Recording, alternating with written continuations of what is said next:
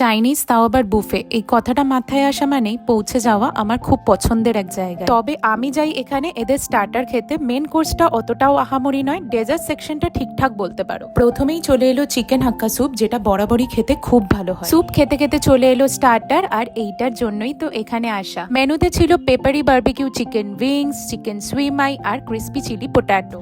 Chicken উইংসটা খেতে ঠিকঠাক ছিল। ক্রিসপি চিলি পোট্যাটো মানে ফ্যান্সি আলু, আলু বলে কথা, বেশ ভালো ছিল। চিকেন সুইমে কটা বা কতগুলো খেয়েছি হিসাব রাখিনি, মানে এখন ভাবলেও লজ্জা লাগবে। ব্যাস, এরপর সোজা চলে গেলাম মেন কোর্সের দিকে। ছিল chicken hakka noodles, egg chicken fried rice, fish in coriander sauce, আরো অনেক কিছু। এছাড়াও ছিল স্যালাড সেকশন, যার দিকে আমি খুব একটা ঘুরে তাকাইনি। ডেজার্টে ছিল আমার পছন্দের ডারসান মানে ফ্রাইড ওয়ান্টনস, ওপর দিয়ে সাদা তিল আর মধুর কোটিং। ছিল ম্যাঙ্গো ভ্যানিলা আর চকলেট আইসক্রিম, সঙ্গে কাট ফ্রুটস আর চকলেট পেস্ট্রিজ।